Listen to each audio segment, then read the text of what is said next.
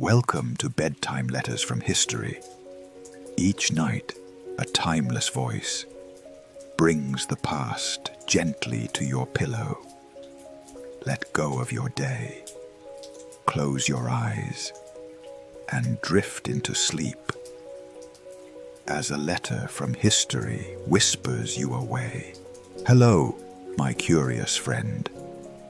Tonight, I wish to tell you a story, not about power or revolution, but about a boy who wondered if the world could be kind. I am Karl Marx, and once, I too was simply a child with too many questions and not enough answers. I was born in 1818 in a town called Trier, in what is now Germany. My father was a lawyer, my mother kind and practical. We lived modestly. Books lined our walls like quiet friends.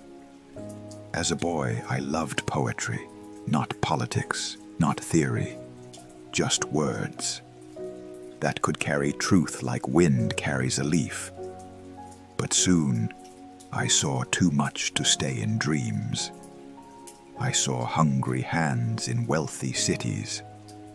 I saw workers building palaces they'd never enter. And I asked, why? There comes a time when a thought grows too loud to be only a thought. Mine began in the streets of Paris, not in salons or universities, but among cobblers, porters, seamstresses, men and women whose names were never written in books. I watched them work with tired hands, smiling with cracked lips, joking between hunger and hope. They reminded me of my own family, of evenings with candlelight and cheap bread, of laughter that lived beside worry. And I remember thinking, if labor builds the world, why does it live in the darkest corners of it? I walked those streets for hours, not to study, but to listen. There was something sacred in their rhythm, in how they carried on, despite never being seen. That's when I began to write, not just to explain, but to make visible what was always hidden. No thunder, no declaration, just ink and care, and a desire to restore the dignity that poverty tries to erase. They later called it dangerous. Some said it was fire, but to me it was simply a mirror held up to a tired world. I did not want power. I wanted clarity. I did not want to destroy. I wanted to reveal. And sometimes, truth makes more noise than any riot ever could. Not every revolution begins with fire. Some begin with friendship, quiet, unexpected. The kind that doesn't shout, but listens and understands. That's how I met Friedrich. We were both young, tired of injustice, but still learning the language of hope. He came from a world of factories and wealth. I came from books and borrowed bread. But somehow, our minds met, like two rivers finally turning toward the same sea. He didn't ask me to explain. He didn't laugh at my questions. He simply said, "Yes, I see it too." And that changed everything. Together, we began to write, not for scholars, but for workers, for those whose lives were lived in the margins of ledgers, for the child who sees their parents return from work with more bruises than pay. We wrote in small rooms with borrowed candles while the city slept. We were not trying to become famous. We were trying to become useful. The manifesto was not a war drum. It was a mirror. It did not say, "You must fight." It said, "Look, you are not alone." Page by page, we gave language to pain, to struggle, to the quiet dignity of hands that build. Not everyone understood. Some feared it, some twisted it. But for those who had never been spoken to, it was a whisper of recognition, a soft reminder that they mattered, that the world could be shaped, not by wealth, but by will. Even now, I don't know if we changed history, but I know this. We tried. I moved from city to city, never quite home, always carrying words in my coat pocket. Sometimes my family followed. Other times I had to leave them behind. My wife, Jenny, she bore poverty with more grace than I ever could. She believed in me, even when my hands were empty. There were nights. We had no fire. We'd burn furniture to keep the children warm. We wrote on scraps. We fed on hope and whatever kindness the world gave us. When our son died, it wasn't theory that held me together. It was Jenny's arms. You see, revolution is not always banners and speeches. Sometimes it's refusing to let go of someone when the world says you must. My work was not welcomed. Governments banned it, printers rejected it, friends distanced themselves. But still, I wrote, because I knew there was a child out there, watching their father's back bend lower each day, watching their mother cut bread thinner so everyone else could eat. I was not writing for fame. I was writing for them. Each sentence, a small rebellion. Each page, a quiet protest. We do not inherit a just world, but we can build one, brick by brick, thought by thought. And maybe that begins with believing that you matter, even now, as you lay here with closed eyes and an open mind. You are part of that building. The world changes not only through grand events, but through small kindnesses repeated. Every time you care, every time you help, every time you listen, you shape a better tomorrow. So sleep now, not to escape the world, but to dream of what it could still become. Because even revolutionaries need rest, and even the most tired hands deserve peace. You are not alone. Even when the world forgets you, you are not alone. There is someone, somewhere, who once dreamed of a gentler world. For you, tonight, you are held in that dream. Breathe. Rest. The world may still be turning, but you don't have to chase it. Not now. Not tonight. This moment is yours. You are already enough. You have nothing to prove, nothing to earn. Sleep is not a reward. It is your right. Let go. History is not only war and struggle. It is also you, laying here, breathing quietly. You are part of it too. Someone once believed that rest was a form of resistance, a radical act of care. So care for yourself now, by closing your eyes, by being still. I'll be here, beside you, just a little longer, with quiet solidarity and warmth from another time.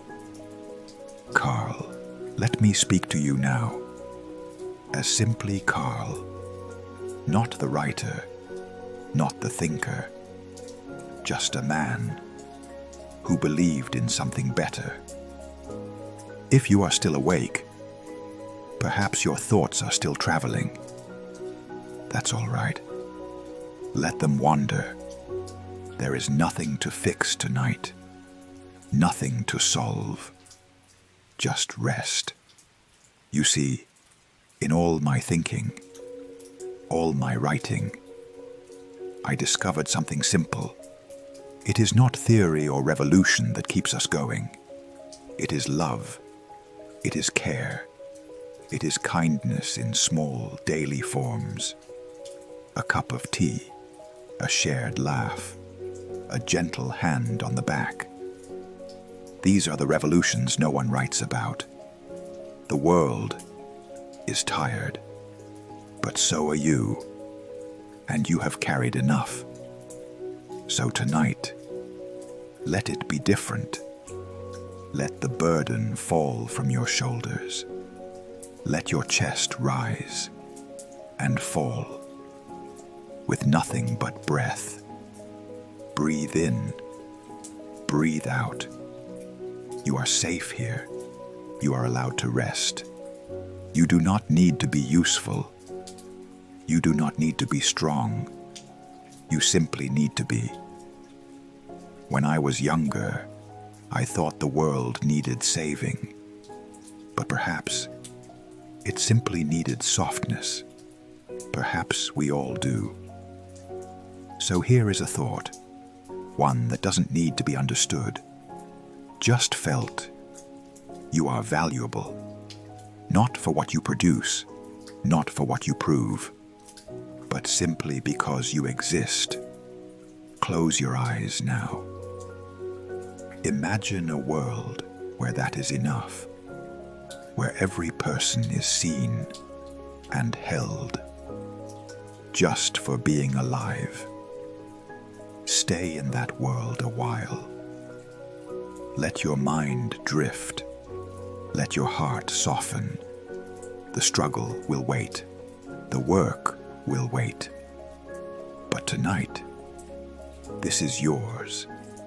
This quiet, this peace, this slow unraveling of the day. If no one has told you lately, you are doing your best. And that is beautiful. You are not behind. You are not broken. You are exactly where you need to be. And right now, you need rest. So sleep, my friend, with all the gentleness the world owes you. Sleep and dream of a softer tomorrow. With all my care, Karl, I am Karl Marx. And tonight, as the world quiets around you, I return, not as the man who wrote of revolutions, but as a voice carried on the soft breath of memory. There was a time when my hands were blackened by ink and my mind by restlessness. Now, there is only calm. The struggle remains a story that humanity continues to whisper to itself. I remember Berlin, the gas lamps flickering against stone, the hungry eyes of students, the smell of damp pages in our notebooks. We believed that if we could understand the world, we might change it. And yet, we did not know that in trying to change the world, we would also have to change ourselves. Humanity is not just an idea written in dusty books. It is a pulse, quiet, stubborn, ever beating beneath the noise of history. I once wrote that philosophers have only interpreted the world, but the point is to change it. Tonight, I think, perhaps interpretation is a kind of love. To look closely, to ask why, is to care enough to see. When I watched the workers in the streets of London, their faces lit by factory fires, their backs bent, their dreams deferred, I did not see statistics. I saw people whose songs were drowned by machines. I saw myself reflected in their fatigue. And even now, when the world spins faster than any factory wheel, I wonder if you still hear their songs. You, listening now, in the hush between day and sleep, you too are part of that great chain of hands and hearts. Every thought you have, every kindness you show, alters the web of history. We are, each of us, more powerful than we believe. Not because of wealth or weapons, but because of empathy. It is empathy that moves revolutions from the streets into the soul. So as you lie there, let my voice become softer. Let the noise of the day fall away. Let your mind travel to that shared human pulse, that place where struggle turns to solidarity, and solidarity turns to peace. You are not separate from the world you wish to mend. You are its continuation, and tonight you are allowed to rest. The quiet revolution. Once, I believed that revolution was fire, that it roared, demanded, shattered, rebuilt. But as years gathered around me like falling leaves, I learned that the deepest revolutions are quiet. They begin not in the streets, but in the heart, in the silent decision to see others not as means, but as mirrors. In London, my daughters would watch me write, papers piled like waves upon our table. Sometimes they would ask, "Father, will your words ever make the world kinder?" I had no answer then, but now, from this stillness beyond time, I think perhaps kindness is the revolution we never finished. Each time a worker shared his bread, each time a woman taught her child to question injustice, the world turned slightly toward the light. Progress does not always march. Sometimes it hums softly under the breath of those who care. Listen. Can you hear it? The quiet revolution is in your breathing. Each inhale a taking in of hope, each exhale a release of fear. The body itself is revolutionary. It resists despair by surviving, by dreaming. And sleep, my dear friend, is not an escape from struggle. It is a declaration that tomorrow is worth rising for. I used to walk the fog-filled banks of the Thames, wondering if humanity would ever rest. Factories hissed through the night. Men and women moved like shadows, endlessly producing yet never fulfilled. If I could whisper to them now, I would say, rest is resistance. To pause, to feel, to imagine, that too is a kind of revolution. Let the noise fade. Let the engines of thought slow. Within you burns a small, steady flame, the will to care, the courage to dream. Guard it gently as you drift towards sleep. Even revolutions, you see, must breathe between battles. The rest of the worker. When I wrote of the worker, I was writing of the human spirit underweight. the endless turning of hands and gears, the exhaustion of being seen only for one's labor. But I forgot to write of rest, and so tonight I shall correct myself. The worker's rest is sacred. It is the one moment when all hierarchies fall away. Kings, scholars, laborers, all breathe the same rhythm of sleep. In dreams there are no masters, no markets, no profit. There is only being. I remember nights when exhaustion became my closest companion. The candle burned low, debts mounted high, and yet my mind refused to still. I feared rest because I thought it meant surrender. But now I see that rest is not the opposite of struggle. It is its renewal. Close your eyes. Imagine the vast factory of stars above you, each one a furnace of light, burning without haste, without noise. Even the universe rests between pulses, and so must you. Somewhere, a worker lays down his tools. A mother releases her sigh.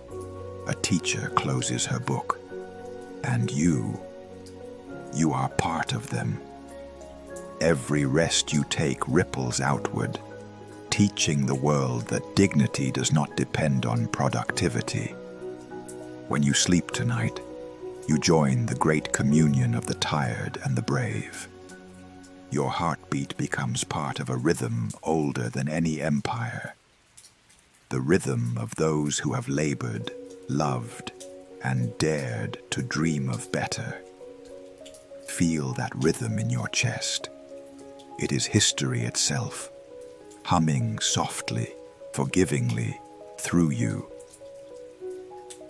Into stillness. Now the night deepens. Thought fades into quiet, like ink dissolving in water. The struggle that once filled my pages has become silence. And in that silence, I finally understand peace. You, listening now, are the continuation of every idea I ever had. The living proof that thought survives its author. But beyond thought lies something truer, being. No theory can contain the warmth of a hand, the sound of laughter, the sweetness of forgiveness. These are the real foundations of a just world.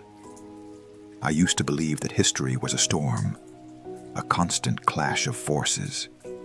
But tonight, I see it as a tide, slow, patient, returning everything to balance. One day, even the wounds of the world will close, not because they are forgotten, but because compassion will have learned to hold them. If there is one truth I leave you, let it be this: the purpose of struggle is not victory, but understanding. Every question, every failure, every loss, they all lead us back to empathy. And empathy, in its quiet way, changes everything. Breathe slowly now. Let your thoughts drift, not away from life, but deeper into it. The same breath that fills you filled me, and those before me, and those who will come after. We are not separate moments. We are one continuous sigh of existence. As you fall into sleep, remember, even revolutionaries must rest. Even the most restless mind deserves stillness. There is no shame in closing your eyes. The world will keep turning. And perhaps, as it turns, it will carry forward a fragment of this voice, a spark of care, a whisper of understanding. Now the candle is gone. The room fades to gray. the quill falls silent, and the dream begins. Sleep, my comrade. Sleep, my friend. Sleep. For tomorrow, the world will need your kindness again.